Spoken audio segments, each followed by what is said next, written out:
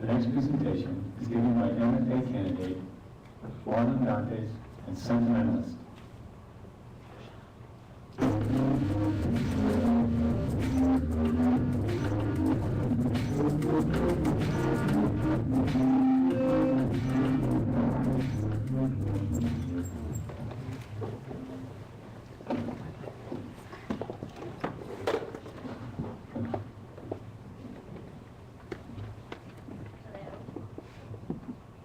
Thank you all for being here. I'm really happy to talk to you today about the news, the internet, and our roles as media consumers.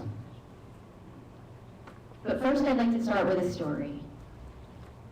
On April 3rd, Eugene Terreblanche was killed on his farm in Ventersdorp, South Africa. He was the founder of the far-right Afrikaner resistance movement in 1973. Two black workers on the Terreblanche farm were arrested for his murder. And as a result, racial tensions in South Africa have increased. Now, the following day, 752 news articles covered the story. And here's how a couple of main news outlets broke the story. Al Jazeera, 2 charged in South Africa killing. Reuters, South Africa far-right leader Eugene Terreblanche murdered. The New York Times, white supremacist is killed in South Africa. And the BBC, Terreblanche killing reopens South Africa race wounds. Now, as you can see, there are many different ways to tell a story. And if we want to be well-rounded media consumers, we should not trust just one telling. The Pew Research Center for People in the Press has put forth studies that show that individuals who rely on the internet for their news tend to go to only 1 or 2 sites for that information. Also, their exposure to viewpoints that conflict with their own tends to take the form of satire or ridicule.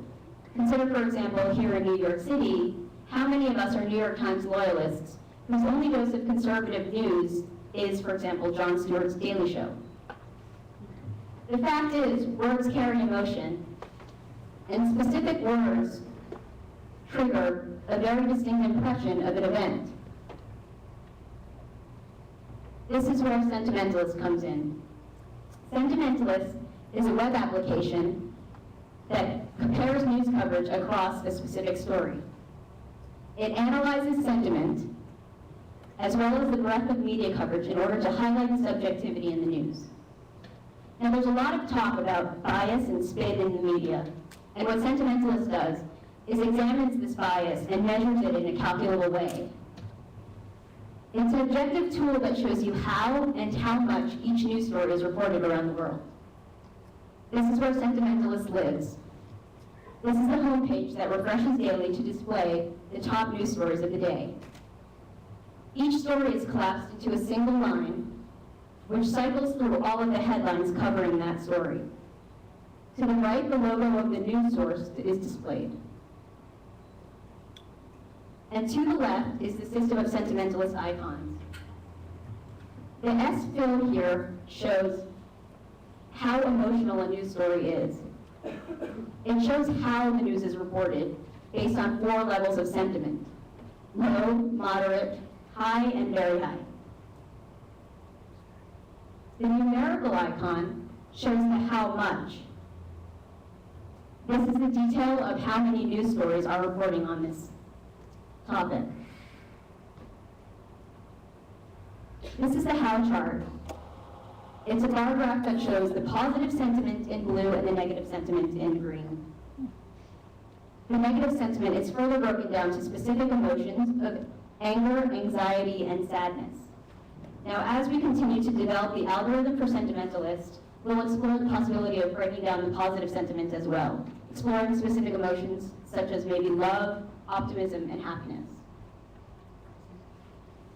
Each bar here in the how graph represents a single article, and as you hover over each article, the headline changes, the news source changes, as well as the pop-up menu, which breaks down the numerical values of all of the emotions. Finally, if you click on one of the bars, this links you directly to the news story.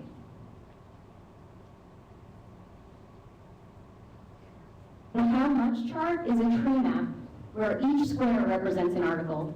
The size is relative to the length of the article or the word count, and the color intensity reflects the sentiment level. The point of the how much chart is to show a broad overview of how much people are talking about this news story, and it organizes this information by region and by news source. So the point of displaying all of this information in an interactive way is to get people to click on a news story they might not otherwise read.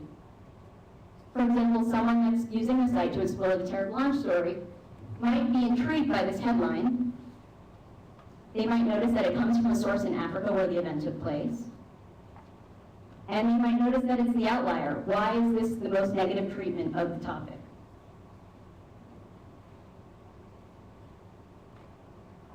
That might be enough to pique their curiosity to go to the site and read the news article, to figure out why so negative. In the end, it's an intriguing way to get people interested to read a different perspective. Methodology of Sentimentalist relies on two key existing utilities. The first is Google News, which it relies on for organization and aggregating function, and the natural language word processing chops of Luke.